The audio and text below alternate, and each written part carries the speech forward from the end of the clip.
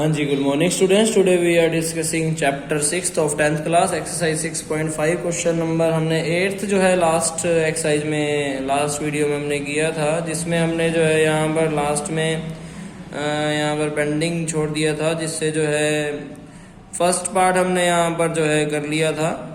ठीक है, ओ ई के स्क्वायर के बाद यहाँ पर जो है ए ई का स्क्वायर जो है एक प्लस बी डी का स्क्वायर प्लस सी ई का स्क्वायर आ चुका था, और यही जो है लेफ्ट हैंड साइड और राइट हैंड साइड थी। इसके बाद जो सेकंड पार्ट था वो हमने जो है डिस्कस नहीं किया था। इसमें जो है बाकी जो बची हुई ट्रायंगल्स हैं, अगर आप उसमें जाएंगे देन वी कैन प्रूव कि जो लास्ट पार्ट था उसको भी हम कर सकते हैं। ठीक है, तो इसके बाद जो है आगे है क्वेश्चन नंबर 9। क्वेश्चन नंबर जो 9 है उसमें वो क्या कह रहा है, वो कह रहा है जी एक लेडर है जो एक सीढ़ी है जो 10 मीटर लंबी है, जो एक विंडो पर जाकर टच कर रही है। देखिए ये जो एक सीढ़ी है वो 10 मीटर जो है लंबी है। ठीक है, मान लीजिए ए है, यहाँ बी और यहाँ सी है, और ये जो है 8 मीटर ऊंची जो है खिड़की से जाकर मिल रही है। To find the distance of the foot of the ladder और the base of the wall, ये हमें निकालना है। तो हम जो है पाइथागोरस थ्योरम से ये जो है निकाल सकते हैं। बहुत इजी क्वेश्चन है, आप कर लेंगे खुद से।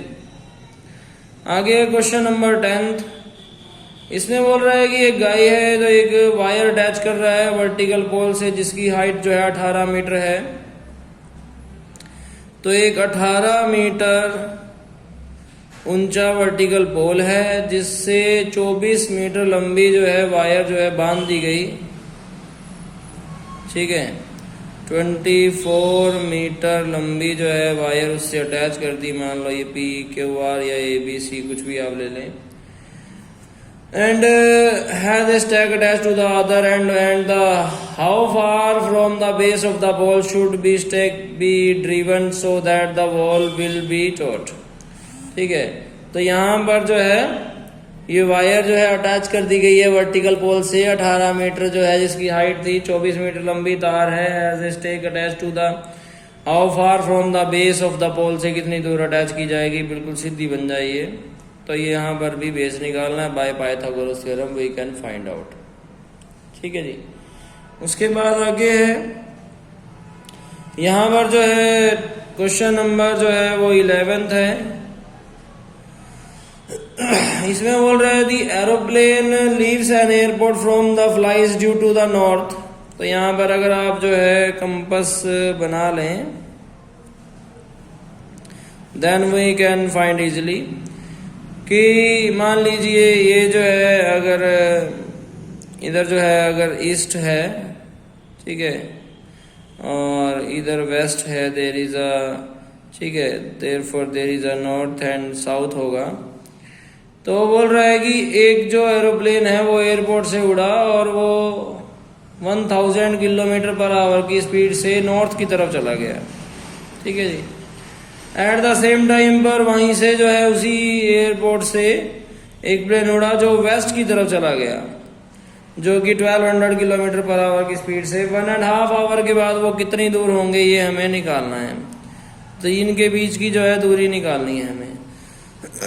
तो यहां से मैंने एक डायग्राम बनाया।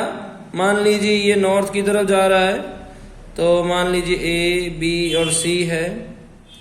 ये नॉर्थ की तरफ जा रहा है, ये वेस्ट की तरफ जा रहा है, और हमें जो है इन दोनों के बीच का डिस्टेंस यानी कि हाइपोटेनियस निकालना है। तो सबसे पहले हमें डिस्टेंस निकालना पड़ेगा। Speed equal to distance by time से।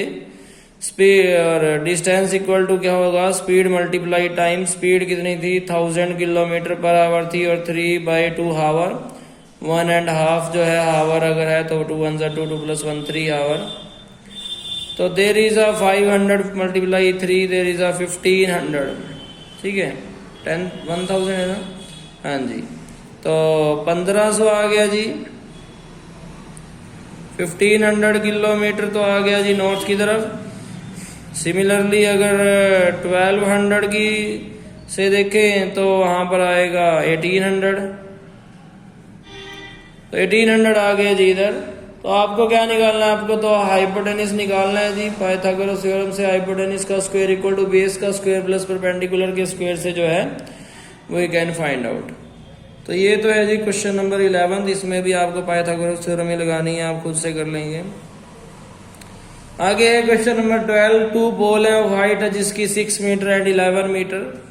ठीक है, इसको मैं कर रहा हूँ। तो ये क्वेश्चन है, इसका सॉल्यूशन है जी। वो बोल रहा है कि दो पोल है, एक जो है 6 मीटर ऊंचा है, 6 मीटर ऊंचा है एक pole, and second one is 11 metre tall है, दूसरा जो है 11 metre. Stand on the plane ground पर जो है खड़े हैं। The distance between the feet of the pole is 12 metre. अगर इन दोनों के बीच की दूरी हो, find the distance between their top. तो इनके टॉप के बीच की दूरी जो है वो फाइंड आउट करनी है। मान लीजिए ए है, बी है, C, D and there is a E.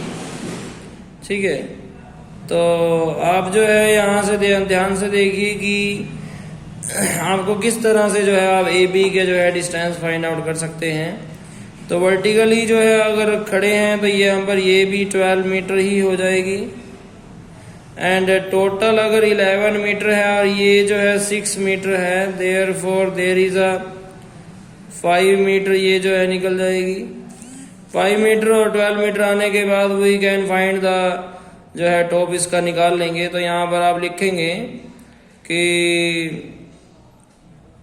In triangle A B E में ए बी हमने निकाला है कैसे कि ए सी में से बी सी माइनस करके निकाला है, जो कि 11 में से 5 माइनस करके 6 मीटर आ रहा है ए बी। ई बी हमने निकाला है बी ई, जो कि जो है इक्वल है डी सी के, जो कि 12 मीटर है। तो यहाँ पर हम लोग कर रहे हैं, देखिए बाय पाइथागोरस थ्योरम।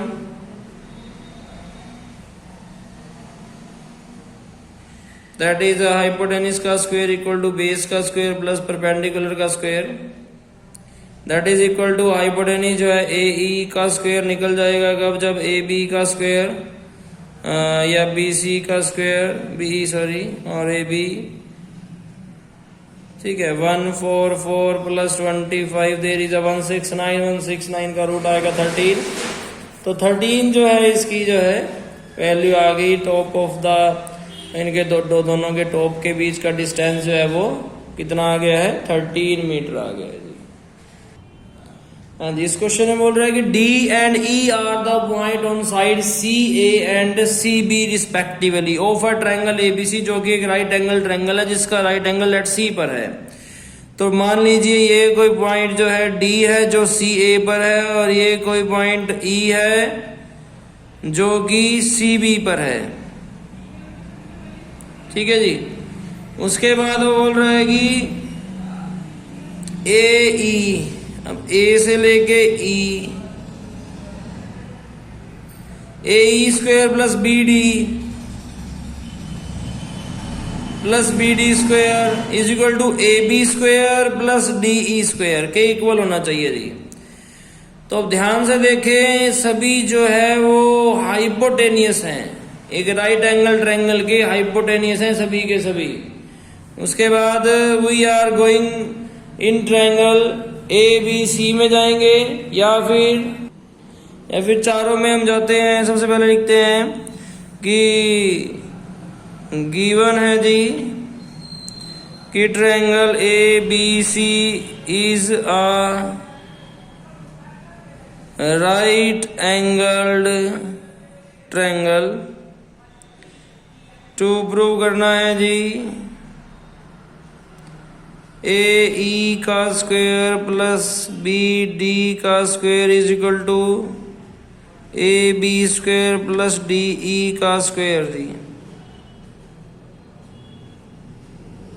प्रूफ में गए, हमने कहा जी इन ट्रायंगल ए बी सी में बाय पाइथागोरस थ्योरम से देयर इज अ हाइपोटेनिस का स्क्वायर इक्वल टू बेस का स्क्वायर प्लस परपेंडिकुलर का square. A B square is equal to BC square plus AC square. ठीक है जी, ये इक्वेशन मान लीजिए फर्स्ट हो गई। नाउ इन ट्रायंगल D जिसमें जो है DCE में जाते हैं, बाय पाइथागोरस थ्योरम DE का स्क्वायर हाइपोटेनिस का square equal to base EC का स्क्वायर प्लस DC का स्क्वायर होगा जी। नाउ इन ट्रायंगल AEC में जाते हैं, in triangle AE and C में देयर इज अ AE का स्क्वायर हाइपोटेनिस का square is equal to base का स्क्वायर प्लस परपेंडिकुलर का स्क्वायर।